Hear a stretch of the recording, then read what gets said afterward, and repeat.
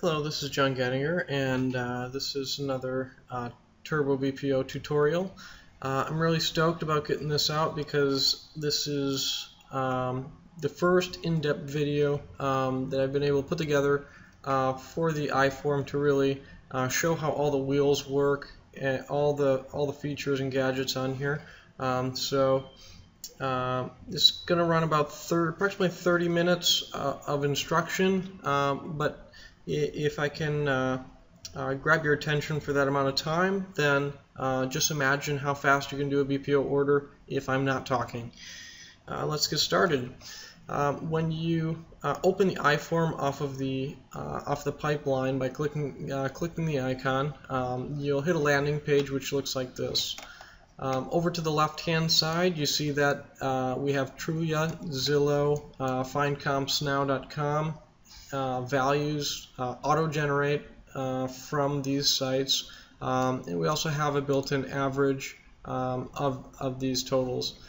This helps right away because it's the first thing you see when you open the form. You get a pretty good indicator if there's more than one value of where ballpark range where the property is gonna lay.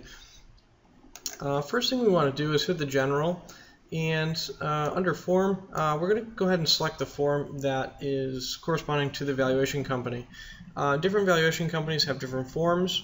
In this case, Main Street has one common form, so I'm going to select common, but that should match what's in the valuation company. For type, I'm working with a single SFD property, and search by, I'm going to go ahead and hit initial search. There's different search categories that you can select based off your saved criteria in your account settings page.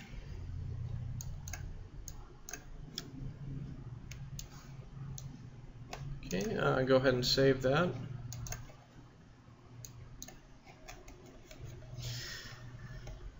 We're going to assume that the property is not listed and hasn't been listed in the last 12 months. We're going to come back actually to the subject information. So right away I'm going to just start right here at the upload, and I'm on my comp selection tab. So we're going to select the comparables that we actually choose for the BPO order out of the MLS. I'm going to go ahead and upload these into the system.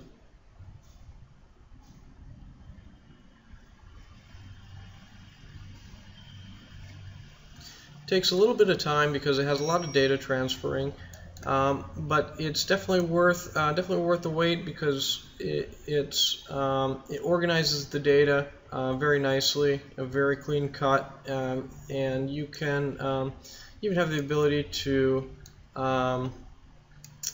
condense the columns and work with them how you wish, swap them around if you want. But these are the 6 comparables we're going to use on this report. Also going to upload neighborhood results, and these are all the comparables within my search criteria settings, which I had selected. So if, for instance, I put my GLA variance at 15%, put my years at 10 years plus or minus, sale dates 6 months, and proximity at half a mile. This would be all the comparables that show up after that point. This is considered neighborhood results, and these are important because it helps identify a lot of different things, such as average days on market, the general market trends, and the balance between listings and sales, how many actives and pendings, and so forth. So it's very helpful to use the data from both the comps and the neighborhood to fill in the iForm. Another alternative to uploading 2 CSV files is to upload just the neighborhood results and then check mark, for instance, which comparables you want, and hit copy to comp selection. So these aren't the comparables I'm going to choose, so I'm not going to click that, but that is an alternative to uploading 2 separate CSVs. Okay, I'm going to go ahead and click on my comparables page.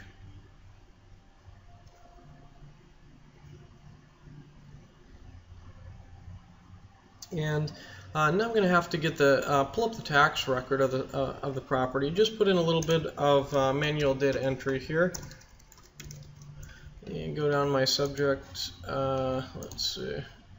If it's single family detached, it's going to be a ranch. I'm going to mark these as average with neighborhood view. I'm going to grab my subdivision here, Patrick sub.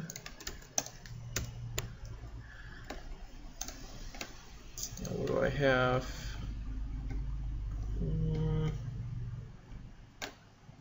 I have 1246 square feet. I have 2 bedrooms, 1 full bath, 1 half bath. Oops.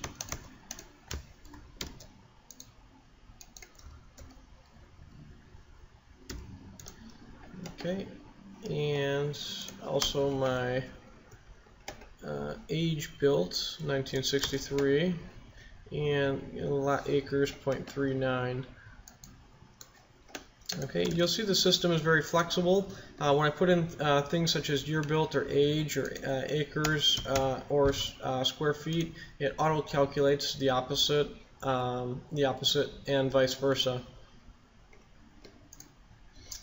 Garage was one attached, and there were no pool, no fireplace, and no basements in Florida. So I can double click that. I can also double click the style, condition, quality, and view if I'm certain that these are similar to the subject. After, I can load my comps, and this is going to take all the data from the comparables that we uploaded and input it into the form. As you can see, it not only calculates the comparable data, but also things such as the days on market, price per square foot, and the adjustments. So it has final adjustments, but it also breaks down each adjustment based off of your default settings. So let's say, for instance, full baths was 2. You'll see that all these go to 0. So clearly the difference between 1 full bath on these default settings is worth 4,000, and so forth. That's how it works with all the adjustments. There were a couple fields that did not fill out, such as sale type and financing. These are options that do fill up on the grid if the MLS calls for it, as well as the MLS comments here. In this demonstration, these were not able to be pulled from the MLS, but depending on your MLS, will depend on how much data you can actually transfer into the iForm. Another thing we can do, if I start at cell comp 1 and I just tab over, it's going to approximate each comparable to the subject property very nicely. Okay, at this point, I can go ahead and save the data I have. Also note that my sale price is right now running from 88 to about 105 roughly.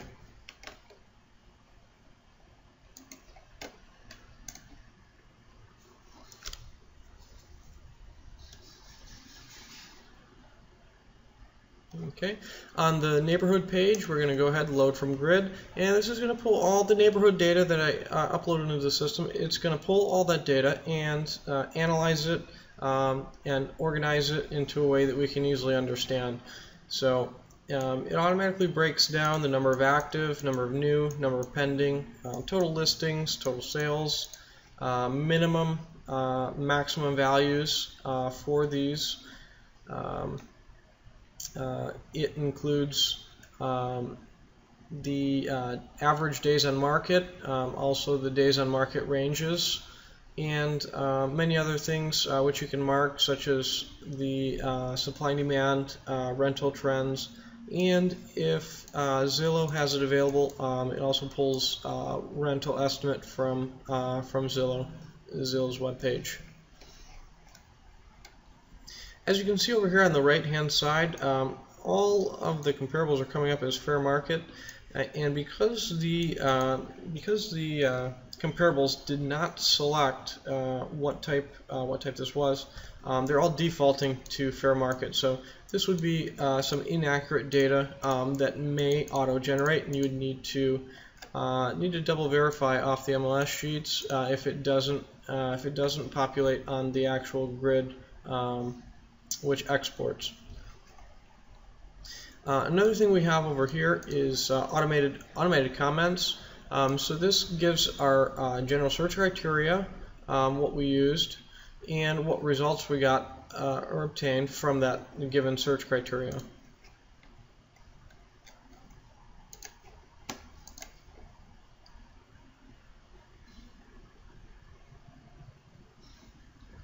Okay.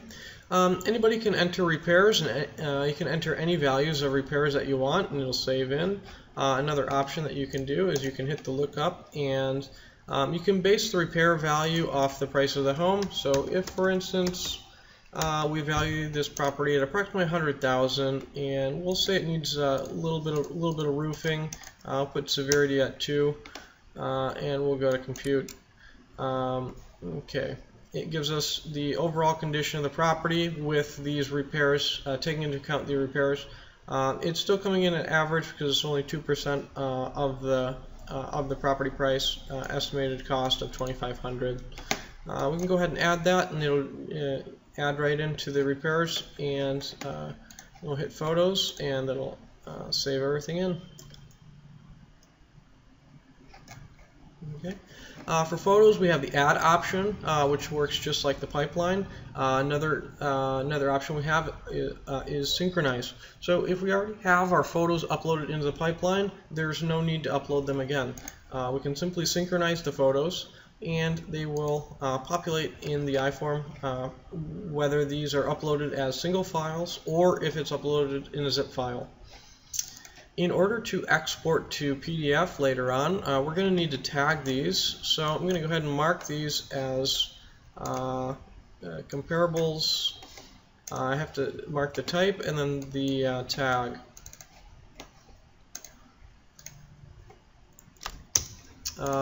Easy way to do this a little bit faster is to hit enter after the pop-up comes up.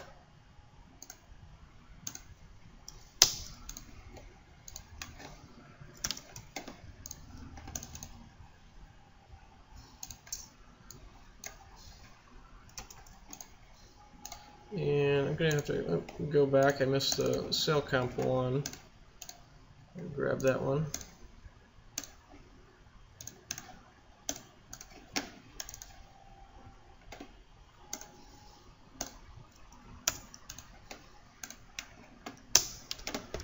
Alright, so if you're not going to export to PDF, if you don't want copies saved, or if you're giving out copies to anybody else, then you don't have to necessarily tag these. The labels on the photos might be sufficient, but otherwise tagging is required in order for it to properly print out. From here, we're going to go to values, and I'm going to go ahead and value my property at $100,000. And we'll see right away, as soon as I put in a 90-day value, automatically generates 60-day value, 30-day value, 30-day list price, and all the corresponding repaired values. So the repaired values are based on the actual repairs of the property. If, for instance, you don't necessarily want to use the exact repaired value, maybe you're in a market which is moving very fast, and the amount of repairs is going to be almost double of what double expected return, then you might want to increase these amounts as such, something like that.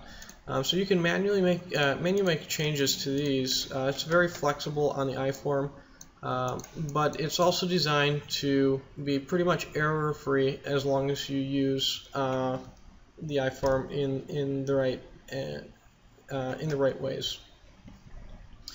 Here on the right side, we have calculated search criteria.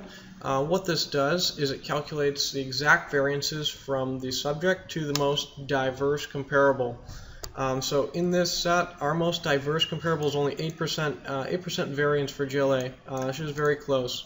We have minus 10 years and plus 7 years.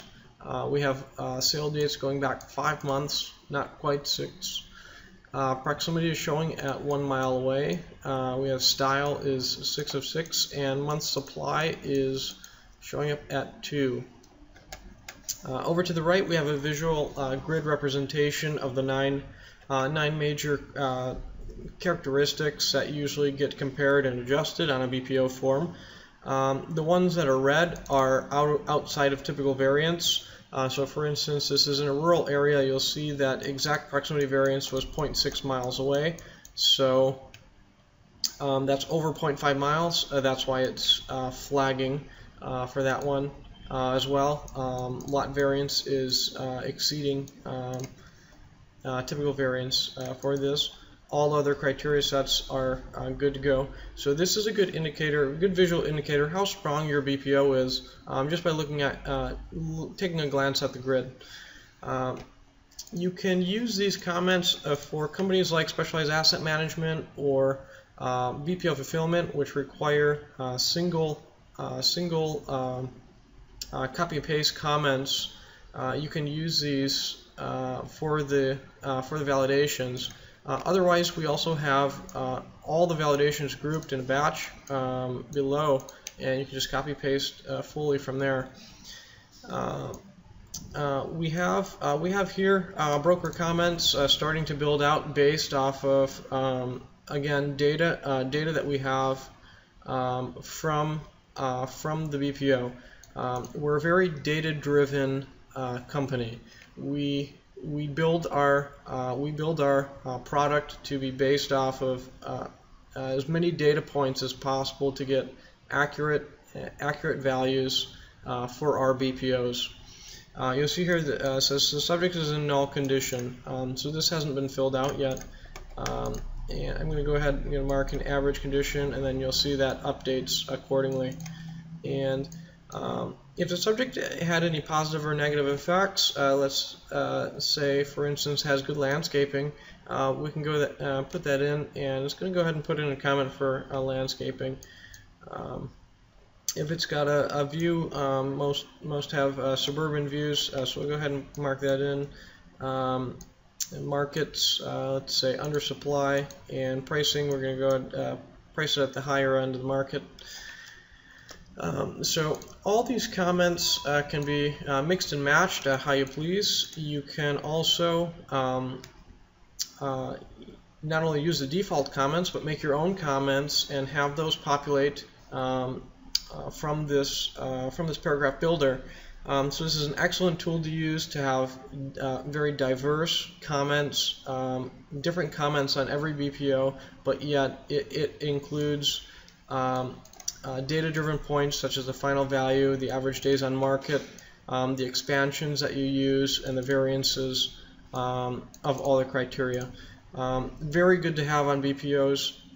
Companies are really looking for this type of automation, and the agents using this type of automation are the agents that are going to be really running away with the show in their local markets, because many other outsourcers just simply don't offer this type of automation, and it is only available on Turbo BPO. Any other automation currently on the market is iMacros based, and no data points can be derived from iMacros automation. So going forward, we can click on Maps.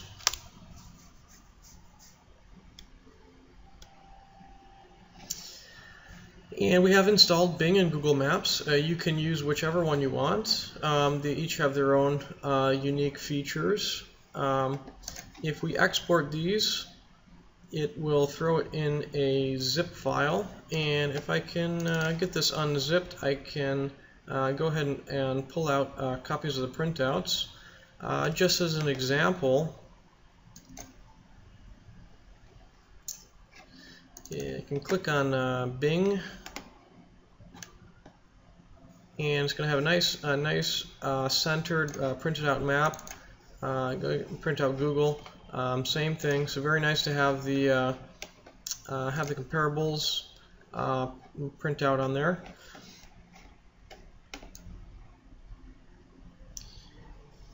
Next, I'll click on Work Form, and the concept of the work forms is that it includes pretty much all the fields from valuation companies which are not repetitive. So we keep this separate from automation of the iForm in itself, and we enable these to be self-loading templates for later use. So if you go through and fill it out once, then the next time you come through and use the same form, it'll be made available. So let's say subject visible, property vacant, unknown, secured, yes. And I'm just going to run down this list and just fill in, for instance, how a typical BPO, probably 90 to 95% of your BPOs are gonna have the same answers for some of these fields.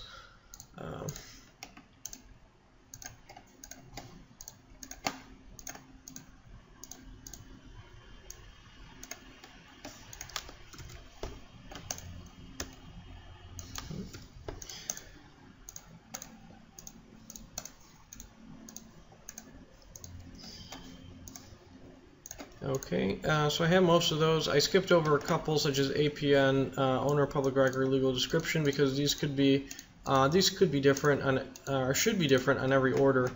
But I'll go ahead and save this template, and I'm going to mark it SFD Main Street. You can mark it whatever you want, but at any rate, it's saved in there. So if I go to load template, oops, looks like I had a previous one saved. I'll go ahead and delete out the last one, and let's just test this out. If I go ahead and clear the form now, and I reload for future use, I can just hit fill, and it's going to go ahead and put in the information that I had saved. So I can go ahead and save that for the work form and close down. Finally, for export to PDF, this is if you want to keep hard copies for yourself, or possibly even if you want to service people outside of the third-party evaluation companies.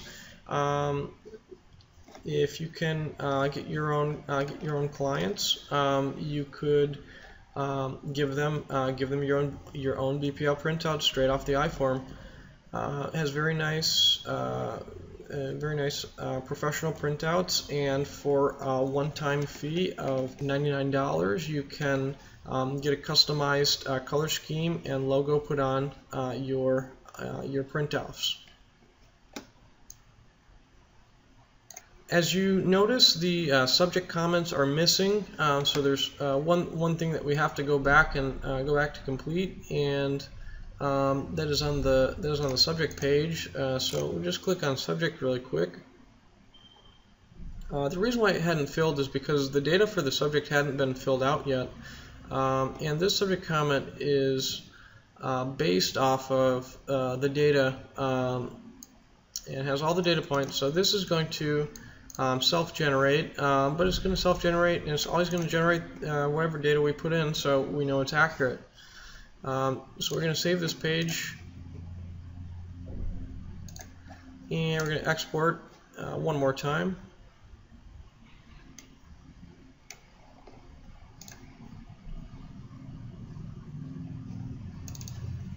Alright, and we'll see that the subject comment is now in the print off. So if you are printing PDF off and you are missing any data, double check that the page was saved and also that the data was input correctly. Alright, that's pretty much going to do it. Thank you for taking the time to check out what the iForm can do. To view how to transfer all this data into the valuation company, please view step 2, which is a separate process. How to use the iFill, how to download and use the iFill software to transfer data from the iForm to the valuation companies, all one-click transfers.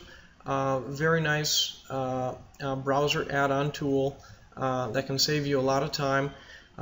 Keep in mind that any company that is what's called iFill compatible will fill using the iFill.